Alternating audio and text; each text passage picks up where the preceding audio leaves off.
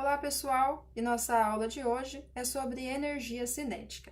Antes de falarmos sobre energia cinética, vamos abordar alguns temas como energia, trabalho, tá? Porque são pré-requisitos para nós compreendermos energia cinética. Quando falamos de energia, é um pouco abstrato às vezes para compreender esse conceito, tá? Porque a energia não é algo que podemos tocar com as nossas mãos, mas podemos sentir as suas manifestações. Por exemplo, a queima de alguns combustíveis, como madeira, petróleo, carvão, tá? Que geram energia e em forma de calor, tá? Então, essa é uma das formas que podemos sentir essa energia. Então, existem outras formas também. A emissão de luz pela chama de uma vela, a água de uma cachoeira que movimenta turbinas de uma usina hidrelétrica, diversos exemplos. Então, para medir a quantidade de energia transferida de um corpo para outro, utilizamos o conceito de trabalho, tá?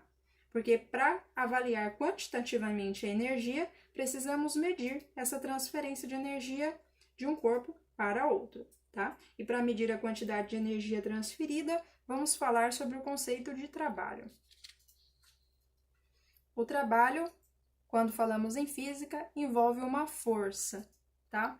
Mas então vem aí na nossa mente, quando eu vou ao trabalho, seja ele um trabalho no campo, quando eu estou plantando, quando eu estou no escritório, ele pode ser considerado um trabalho dentro do conceito da física? Vamos para um exemplo prático aqui, tá? Porque no nosso cotidiano usamos muito o termo trabalho, tá? Mas ele tem uma diferença muito grande quando se trata de física. Então, aqui, quando uma pessoa está em uma academia, exercendo uma força ao fazer um levantamento de peso, ela está aqui no mesmo lugar agachada e levantou esse peso. Ela está realizando um trabalho sob a óptica da física? Não. Por quê? Porque como essa pessoa ela não se deslocou, ela não saiu do lugar para exercer essa força sobre esse objeto, ela permanece no mesmo ponto onde ela estava, o trabalho é considerado nulo, porque não houve deslocamento. Então, quando falamos de trabalho em física, é muito importante lembrarmos que ele está relacionado a esses dois conceitos, força, tá? Utilizado esse símbolo aqui, e deslocamento, esse D minúsculo. Então, vamos para um exemplo prático na física. Temos aqui uma pessoa que ela está no ponto A, seja ele qualquer ponto, ela está aqui em uma linha reta, tá? E ela vai exercer uma força sobre essa caixa, que ela vamos chamá-la de um corpo, né? Então, ela vai empurrar essa caixa do ponto A até o ponto B. Então, vai haver um deslocamento dessa caixa daqui, do ponto A até o ponto B. Isso pode ser considerado um trabalho em física, porque houve a aplicação da força, mas o deslocamento, tá? E assim, quando falamos de deslocamento, existem dois tipos diferentes, tá? Existe um caso quando a gente fala que a força ela tem a mesma direção do deslocamento e outro quando a força não tem a mesma direção do deslocamento. Mas isso é conteúdo para uma próxima aula. Vamos para o próximo?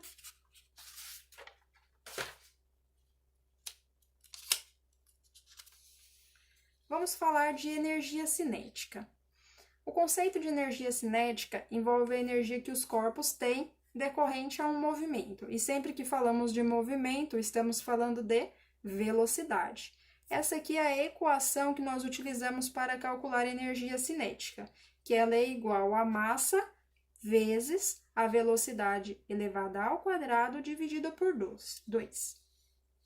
E o que significam essas letras, tá? Como eu já disse, energia cinética, EC, massa, tá? Nesse caso do exercício que eu vou explicar, é a massa do elétron, tá? E a massa do elétron aqui, ela equivale a 9,1 vezes 10 elevado a menos 31 quilogramas.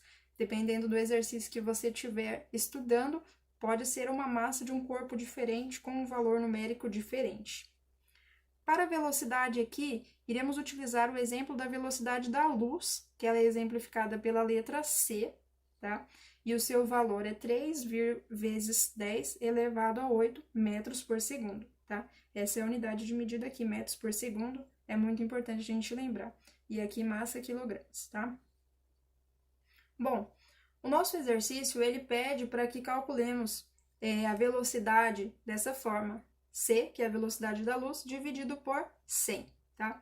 Então, vamos lá para esse cálculo. c, que é a velocidade da luz, vale 3 vezes 10 elevado a 8, dessa forma. Então, ele é dividido por 100. Primeiro passo, tá? Eu tenho o número 100 aqui, eu posso transformar esse número em uma potência, tá? De base 10. Por quê? Porque aqui em cima eu tenho uma base 10 também, vai ficar muito mais fácil realizar esse cálculo tendo bases iguais aqui. E a base 10 sempre é um coringa no nosso cálculo, que é mais fácil de trabalhar. Então, eu transformei 100 é igual a 10 elevado ao quadrado, certo? Porque 10 vezes 10 é igual a 100. Então, vamos lá.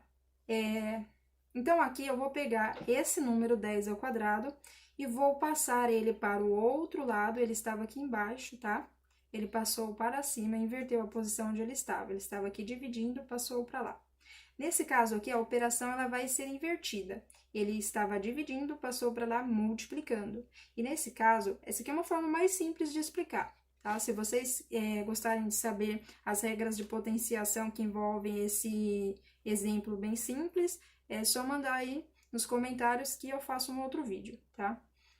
E nesse caso aqui, o expoente 2, que era positivo, quando ele passa para cima, ele passa a ser negativo, tá? E como a operação virou multiplicação, o que nós fazemos com os expoentes? Nós somamos os expoentes, é claro, respeitando os sinais, tá? Então, as bases 10, elas vão ser conservadas. 10, eu tenho 2 10 aqui, ele vai ser simplificado em um 10 só, tá? E aqui eu tenho um 8 positivo e um menos 2. Na multiplicação, quando eu tenho sinais diferentes, eles vão ser negativos, ou seja, eu vou subtrair, mas com menos vai ser menos. Então, eu vou ter 8 menos 2, que vai ficar igual a 6, tá? Então, eu repeti o 3 aqui, 3 vezes 10 elevado a 6 metros por segundo, tá? Então, agora o próximo passo, eu vou utilizar essa equação substituindo todas essas letras pelos valores que eu fui explicando aqui para vocês.